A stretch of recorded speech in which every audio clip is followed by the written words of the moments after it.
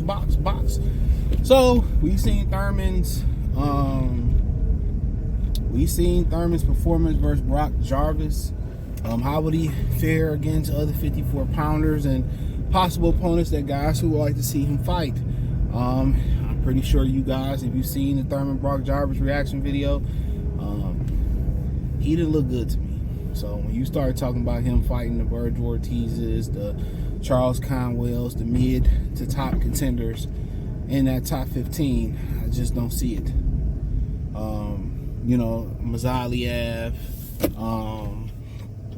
or some more lower level guys that's in that division. Some lower level guys that's in that division. Who we got up there? Trying to just think in my head. Maybe he can beat a Brian Mendoza. And I think that's, if it was a fifth, it'd be pretty strong. It'd be some Everclear 110 proof type of shit. But yeah, I think Thurman's done. I think the best thing for him to do is either cash out versus the highest guy he can, fight a Tim Tszyu or Errol Spence first, pad his pockets, maybe fight both, and then come back against a high price fight at the end of this year or early next year. I think if Thurman is going to be this older fighter that uses his mind, and uses his mind to outdo younger fighters, you got to understand, a lot of these fighters don't have experience. A lot of these guys got belts, but they don't have a world title experience. That's kind of where, in my opinion, how I use the term and coined it as a world title and a champion. They two different things. You can hold a world title and not be a champion in my eyes. And that might sound wild. It might kind of sound like a conflict of interest, but it's true. A lot of these guys got world titles, but they're not champions. And what I kind of mean by that is, yeah, they got a title. A lot of these dudes got their title handed to them via email. They never had to go in hostile territory, go OT and get their titles. Say what you want to say about Julius and Dongo. That motherfucker went to a few continents and got his title. That's character. A lot of these guys get handed titles, you know what I'm saying? And they don't get the character that come with the title. Or the character that come with the champion. Having to, fight your way up the ladder, that builds mental fortitude, really get the repetition and the right guys in front of you to prepare you for what's to come being a champion. Your opponent's being handpicked, and they're avoiding the guys that may give you trouble instead of going towards them and getting you prepared for that. So it's a lot of motherfuckers are world titleists. They're not champions. They never had to be in the position where they were the underdog, or the deck was stacked against them, and they still found a way to win. So that's kind of the difference. So he can beat some of these younger guys, younger contenders, and younger champions, because they ain't have to eat. They always had a fork, a silver fork, a spoon, a fast spoon. They always had something. Some guys back in the day had to eat with their hands, nigga. They had to eat fufu with their hands. I don't even know what fufu is. They had to eat fufu with their hands. You know what I'm saying? Some of these niggas came in the game, using a steak knife and a fork to cut their ribs. You know what I'm saying? They ain't never had to pick the bone up, and I wouldn't prescribe, or I wouldn't say eat ribs, eat pork. I say no to pork, but teach his own. You only live once, right? So some of these dudes came in, with a bib on. They eating their food with gloves on, like they eating the seafood boil. That shit look nasty though. But nonetheless, they ain't never had to earn it. So some of them guys, he can just beat them off the shore experience factor. You know what I'm saying? Because these motherfuckers ain't never had to get it. They never had to really, when the going got tough. They part of these millennials. What is they? Not millennials. These Gen Z, Gen X. I don't know what these niggas call it no more. The newer generation. They're a participation trophy generation. So when the going get tough and the tough get going, they quit. So Thurman can beat a lot of these young guys just off his experience and some of the trials and tribulations he went throughout his career. Look at Virgil Ho-ass Ortiz. Motherfucker calling out Jermell Charlo when Mazaliev trying to give him a title shot, and he don't even want it. He don't even want a title. Never won a title before. I can understand he got titles. He like, I ain't worth the squeeze. Okay, you nigga ain't never had a title before. It's crazy, right? The bitch assness of these boxers.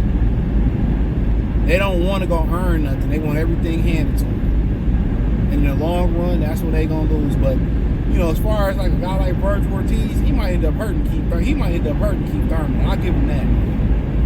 You might send Keith Thurman to that room, nigga. But Keith Thurman's path should be, his path should be Errol Spence, Tim Tszyu, and then the biggest money fight he can find after that. If that's Erislandy Lara, if that's whoever that may be. I think 3 more fights for Keith Thurman, if that, and get up out of there. Pad your pockets, pick up a microphone, start a YouTube channel, go commentate fights. Go take Sean Porter's job. He ain't that good at it. Tired of seeing them nasty ass suits. I'm tired of hearing this goddamn voice. Keith Thurman, do us a favor. Get these last few fights in. Go take that microphone from Sean Porter and actually give us a solid commentation. But yeah, that's what I would do. But as far as going in there with Fondora and going in that motherfucker with the Charles Conwells or the Jerron Virgil Ortiz, hell no. If you gonna do that, line up Tim Tszyu, line up Errol Spence, get your money, line them jokers up, and then, after that, it is what it is. That's what I would say. It is what it is.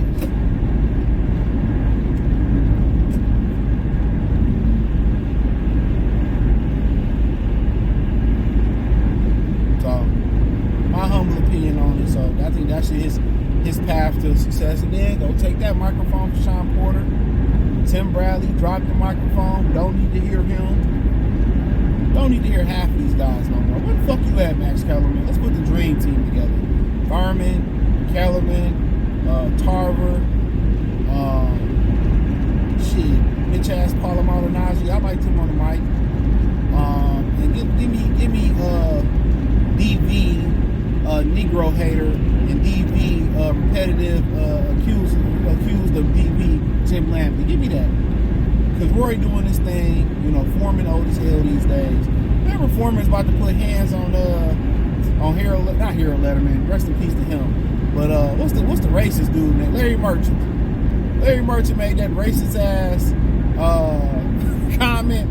No, who did he say something about Allah to? Somebody you know in the comments said, remember they was doing the fight, and I don't know if the fighter was Muslim or I'm guessing he's Muslim, and Larry Merchant said something about Allah. Hey, he said something racist. Maybe I'm a little bit off, and George Foreman was like, hold on. He said, you better watch your mouth. That shit was funny. That shit was funny. It was racist as hell what he said, but it was funny as hell. George Foreman was like, oh, hey, hold on, Brad. She's like, I am George Foreman now. Like, I am a black man at the end of the day. She said, he better call him my law. I forgot what he said. Man, Foreman was about to send Larry Merchant in his white wig to the upper room, rightfully so. Dog, I was crying when he said that shit. Dog, I gotta find that clip. There's some shit I gotta clip, but I gotta find that clip. That shit was funny. Larry Merchant fell right in line. He was like, oh yeah, my bad. I forgot where I was at. I wasn't at the Klan meeting. That shit was funny as hell, man. So yeah, my team would be Paulie, Tarver, Thurman. They could rotate spots every other fight. Niggas in PTO and shit, man. PTO, whatever. Sick time. Them three, Roy working. Roy and Tarver on the mic together would be funny as hell. That shit would be funny. I paid money for that. But them three, Lampley, Kellerman, and low key, Joe Tessitore for Friday Night Fights and all. I liked him. And you know what? Who can mediate it all? My boy. I love the brother from PBC, Brian Custer. Love him. He would be my alternate, but who can mediate it all? I'll roll with Brian Kelly.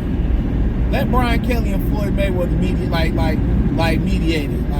Back to you, Jim, or back to you, Roy. Yeah, let them both do it. Let them have it. Man, Roy and Brian Kelly, we need a Roy and Brian Kelly 2025 interview. We have Floyd Mayweather Jr. and Brian Kelly, interview. We need that. We need that for the culture. My Jamil Charlo voice. We need it for the culture. Cameron say, what culture you doing it for, nigga? The track culture?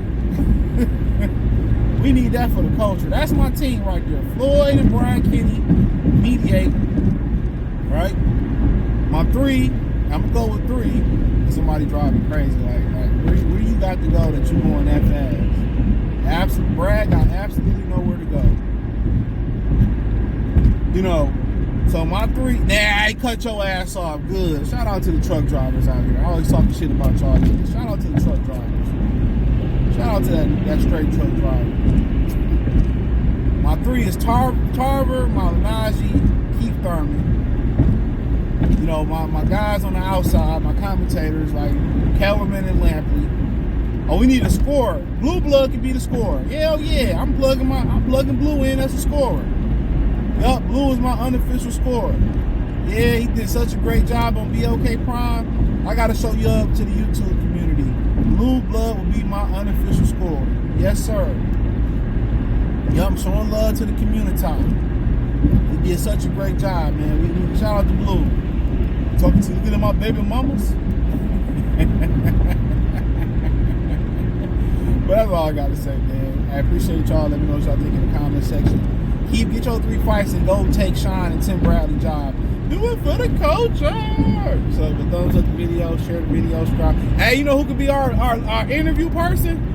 Jamil Charlo. Hell yeah.